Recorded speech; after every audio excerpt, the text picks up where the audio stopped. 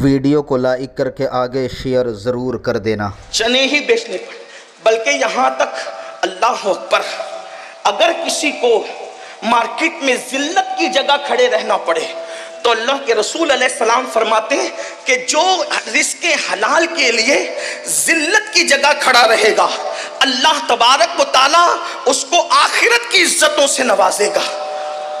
اس لیے پاکٹ مار نہ بنو، چیٹر نہ بنو، چور نہ بنو، سود خور نہ بنو، کسی کے مال کو ہڑپ کرنے والے نہ بنو، حلال تجارت کرو، حلال۔ اور سن لو، تاجر لوگ کہتے ہیں مولانا آپ لوگ تو دیندار ہے، ہم لوگ تو دنیا دار ہے۔ میرے بھائی تو کوئی دنیا دار نہیں ہے۔ اگر تو اپنے بال بچوں کو محتاجی سے بچانے کے لیے حلال تجارت کر رہا ہے تو کوئی دنیا دار نہیں ہے۔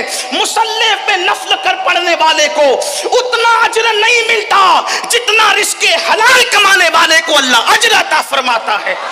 امام غزالی لکھتے ہیں کہ جب کوئی بندہ تھک کر اپنے گھر پہ واپس آتا ہے حلال روزی کما کر تو اس کے پسینے کی وجہ سے اللہ اس کے تھکن کی بنیاد پر اس کے گناہوں کی مغفرت فرما دیتا ہے۔ واقعہ بیان کرنا مقصود نہیں، آپ نے سنا ہوگا ایک لکڑہارے کے ہاتھ لکڑیاں کاٹتے ہوئے سخت ہو گئے، اللہ کے رسول نے ان ہاتھوں کو چوم لیا۔ نماز کی اہمیت اپنی جگہ ہے لیکن بحیثیت نمازی حضور نے کسی کے ہاتھ نہیں چومے، بحیثیت صائم روزے دار حضور نے کسی کے ہاتھ نہیں چومے، بحیثیت مجاہد حضور نے کسی مجاہد کے ہاتھ نہیں چومے، لیکن رزق حلال کمانے میں جس کے ہاتھ سخت ہو گئے تھے حضور علیہ السلام نے ان کے ہاتھوں کو چوم کر محبت کا اظہار فرمایا اور بتا دیا گیا جو ہاتھ حلال کمانے میں سخت ہو جاتے ہیں اللہ اس پر جہنم کی آگ کو حرام فرما دیتا ہے۔ اس لیے تجارت کو فروغ دو، لیکن آج کے لڑکے تو واٹس ایپ پہ لگے ہوئے ہیں، فیس بک پہ لگے ہوئے ہیں، موبائل پہ لگے ہوئے ہیں، لڑکیوں میں لگے ہوئے ہیں، برائیوں میں لگے ہوئے ہیں۔ کیسے تجارت کریں گے؟ ساری دنیا صبح اٹھتی ہے اور ہمارے جوان رات کے 3 بجے تک سوتے ہیں اور 12 بجے 1 بجے جب ساری دنیا کا آدھا کام ہو چکا ہوتا ہے اس وقت وہ بیدار ہوتے ہیں۔ فضول نہ بنو، فالتو نہ بنو، تجارت کرو، تجارت میں برکت ہے۔ لوگ کہتے ہیں تجارت کیا کرے؟ میں نے کہا جب ملک شام کی منڈی میں صاحب معراج آمنہ کا لال بحیثیت تاجر کھڑے ہو سکتے ہیں تو ہماری کیا حیثیت ہے، ہماری کیا اوقات ہے؟ گھر پہ بیٹھ کر نرم گدوں پر بیکار نہ بنو، تجارت کرو۔ بلکہ اللہ کے رسول علیہ السلام نے فرمایا سچا تاجر انبیاء، صدیقین اور شہداء کے ساتھ جنت میں داخل کیا جائے گا۔ سچے تاجر کو نبیوں کے ساتھ جنت میں داخلے کی بشارت، اس لیے سچے تاجر بنو۔ اور ایک بات آپ سے کہتا ہوں، مال کماؤ لیکن حرام اور حلال میں تمیز کرو۔ یہ نہیں کہ جنگلی رمی سے بھی مال آ رہا ہے تو لے لو، جوے سے بھی آ رہا ہے تو لے لو، نہیں، جوا حرام ہے اور جوا تباہ ہوگا، جوا برباد ہوگا، سود ہلاک ہوگا، سود برباد ہوگا۔ اس لیے حلال ذریعے سے شارٹ ٹائم میں کروڑ پتی بننے کے چکر میں، ایزی منی کے چکر میں، راتوں رات کروڑ پتی بننے کے چکر میں اسلام سے ہٹ کر کوئی دوسرا راستہ اختیار نہ کرنا، ورنہ تباہ ہو جاؤ گے۔ حرام آتا نظر آتا ہے لیکن اس میں برکت نہیں ہوتی۔ کیا آپ نے بار بار نہیں سنا اللہ اکبر، سور کے کتنے بچے پیدا ہوتے ہیں، کتے کے کتنے بچے پیدا ہوتے ہیں، لیکن وہ حرام ہے، اس میں کوئی برکت نہیں۔ ہر دروازے پر نہ سور نظر آتا ہے، نہ ہر دروازے پہ کتا نظر آتا ہے، لیکن اللہ اکبر بکریاں حلال ہے، ہر سال کروڑوں اربوں خربوں کی تعداد میں ذبح ہوتی ہے، اس کے باوجود بھی ہر دروازے پر کم و بیش نظر آتی ہے۔ وجہ حلال ہے تو اللہ نے اس میں برکت عطا فرمائی ہے، اس لیے حلال کو لازم پکڑو۔ اللہ اکبر، پہلے نمبر پر تجارت، جلدی جلدی سے گفتگو اینڈ کی طرف جاتی ہے۔ دوسرے نمبر پر زراعت، اس لیے کہ اگر تجارت نہیں کر سکتے تو چلو کسان بن جاؤ، زراعت کا پیشہ اختیار کرو۔ ہمارے ابا جان حضرت آدم علیہ السلام نے زراعت کا پیشہ اختیار فرمایا۔ اللہ اکبر، انبیاء الگ الگ پیشے سے وابستہ رہے۔ اللہ اللہ، حضرت آدم علیہ السلام زراعت کرتے تھے۔ اچھا، زراعت اور کسان بننے میں فائدہ کیا ہے؟ ایک تو وہ پیسہ بھی دیتا ہے اور دوسرا اجر بھی دیتا ہے، یعنی آپ نے جو پودا بویا ہے، آپ نے جو درخت لگایا ہے، جب تک وہ تر رہے گا وہ اللہ کا ذکر کرے گا، جب تک ذکر کرے گا آپ کے نام اعمال میں ثواب لکھا جاتا رہے گا۔ جو اس کے سائے میں بیٹھے گا آپ کو ثواب ملے گا، جو اس کے پھول کی خوشبو سونگے گا آپ کو ثواب ملے گا، جو اس کا پھل کھائے گا آپ کو ثواب ملے گا۔ حتیٰ کہ اگر اس سے چڑیا بھی دانا چگے گی اللہ آپ کو اس کا بھی اجر عطا فرمائے گا۔ اور صدقے کا فرمائے گا یہاں تک کہ درخت لگا کے مر جاؤ گے تو مرنے کے بعد بھی جب لوگ اس سے فائدہ اٹھائیں گے تو اللہ آپ کی قبر میں آپ کو آرام عطا فرمائے گا.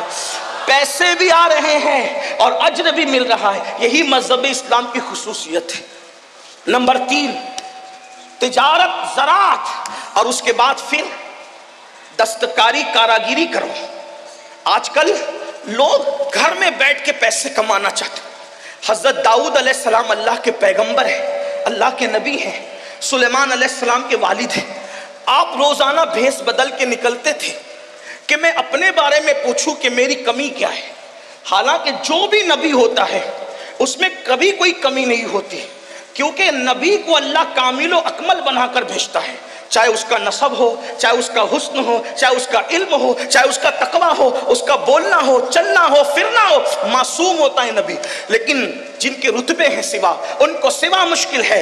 اللہ کے پیغمبر داؤد علیہ السلام جو ہے وہ پوچھتے تھے بھیس بدل کر کہ میں اپنے بارے میں پوچھوں کیا کمی ہے. جس سے ملتے تھے سب کہتے تھے کیا پیغام, کیا انسان ہے, کیا ہستی, سب تعریف کرتے تھے. لیکن آپ مطمئن نہیں ہوتے تھے, کچھ تو ہے, کچھ تو ہے. ایک دن اللہ نے جبریل علیہ السلام کو بھیجا, کہا آپ جاؤ اور بتاؤ, آئینہ دکھاؤ کیا کرنا ہے. حضرت جبریل آئے انسانی شکل میں, ان سے ملاقات ہوگی تو کہا داؤد کیسے؟ کہا آدمی بہت اچھا ہے لیکن اپنے ہاتھ کی کمائی نہیں کھاتا. آدمی بہت اچھا ہے مگر اپنے ہاتھ کی کمائی نہیں کھاتا.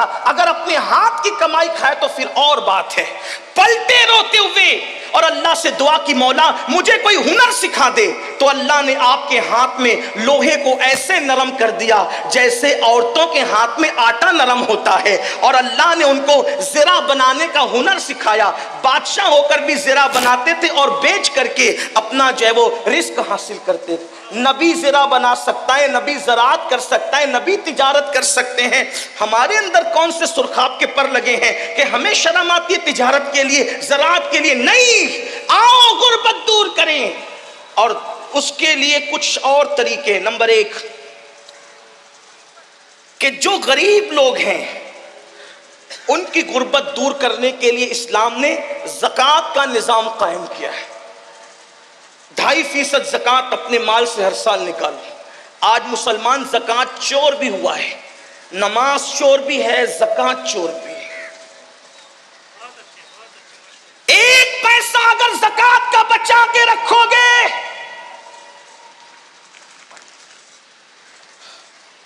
1 پیسہ اگر زکوٰۃ کا بچا کر رکھو گے تو وہ پیسہ آپ کے دوسرے اچھے پیسے کو بھی تباہ کرے گا.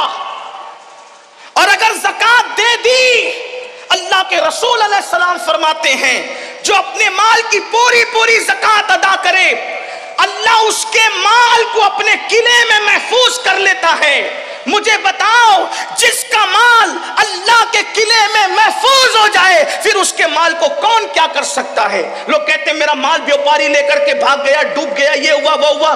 زکوٰۃ نہیں دیتے, غریبوں کا حق نہیں دیتے, اس لیے کوئی لے کر کے بھاگتا ہے. واللہ اگر 1 پائی کی زکوٰۃ نکال دو تو اللہ کے سچے نبی نے فرمایا کہ جس نے زکوٰۃ نکال دی اس کا مال اللہ کے قلعے میں محفوظ ہو گیا. ایک بات. دوسری بات, جب زکوٰۃ نکالو تو زکوٰۃ کو کوئی سسٹم سے تقسیم کرو. کچھ لوگوں کو تو ہم نے 200 روپے تقسیم کرتے دیکھا. ٹھیک ہے, اس پہ کوئی شرع کا حکم نہیں کہ تملیغ شرط ہے فقیر کے لیے, لیکن آپ سے پوچھتا ہوں کم سے کم ایسا ہو جائے. علماء کرام بیٹھے ہوئے, صرف اپنی اصلاح کی خاطر مشورہ دے رہا ہوں, آپ کی مشورہ ہے میرا کہ اپنی زکوٰۃ کو 3 حصوں میں تقسیم کریں اگر ہو سکے تو. نمبر 1, 1 حصہ اپنے رشتہ داروں میں تقسیم کریں. نمبر 2, 1 حصہ عام مسلمانوں میں تقسیم کریں. اور نمبر 3, 1 حصہ مدارس دنیا میں تقسیم کریں. اس سے یہ ہوگا کہ آپ کے رشتہ داروں کی غربت بھی دور ہوگی, عام مومنوں کی غربت بھی دور ہوگی, اور جو مدارس اسلامیہ جو دراصل ہمارے مذہب کی جان ہے, اللہ کے رسول علیہ السلام نے فرمایا العلم حیات الاسلام و عماد الدین, کہ علم اسلام کی زندگی ہے اور دین کا ستون ہے. جب تک کہ یہ مذہبی ادارے قائم ہیں، انشاءاللہ ہمارا دین زندہ رہے گا۔ اس لیے ان کو بھی مضبوط کرنا ضروری ہے، لیکن اس کے لیے تھوڑی گزارش اتنی ہے کہ جہاں دے رہے ہیں وہاں آنکھ کھول کر کے دیکھو کہ کام ہو رہا ہے کہ نہیں ہو رہا ہے۔ اگر واقعی صحیح کام ہو رہا ہے، زمین پر ہے ادارہ تو ٹھیک ہے، اگر آسمانوں پر یا تصورات یا تخیلات میں ہے تو پھر آپ اس کے ذمہ دار ہیں۔ کچھ لوگوں کا حال یہ ہوتا ہے کام نہیں دیکھتے بلکہ جہاں نام ہوتا ہے وہاں دیکھتے ہیں، پھر چاہے وہ صحیح جگہ ہو چاہے غلط جگہ۔ اس میں بھی مجھے ایک بات یاد آتی ہے، دراصل پھر آپ کا بلکہ ہم بولنے والوں کا بھی کیا قصور۔ ایک شخص حضرت محبوب الہی کے پاس ہے، نظام الدین اولیاء، کہ حضور میری زکوٰۃ ہے اور آپ میرے مرشد ہیں، آپ نیک اللہ والے، جس کو چاہے دے دیں۔ لیکن وہ بھی اللہ والے تھے، وہاں لے کر کے جھولی میں ڈالنا تو تھا نہیں، انہوں نے ہاتھ میں نہیں لیا۔ فرمایا بیٹا خانقاہ کے سامنے جا، پہلا جو بندہ نظر آئے گا اس کو دے دینا۔ تو دے دیا۔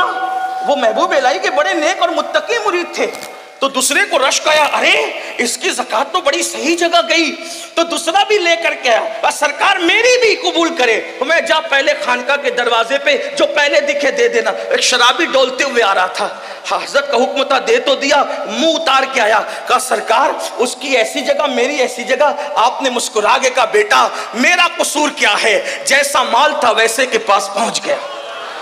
بس اپنی زکاتوں کا بھی یہی حال ہے، جیسے کما۔ اچھا لگا ہو تو لائک کر کے آگے شیئر ضرور کر دینا۔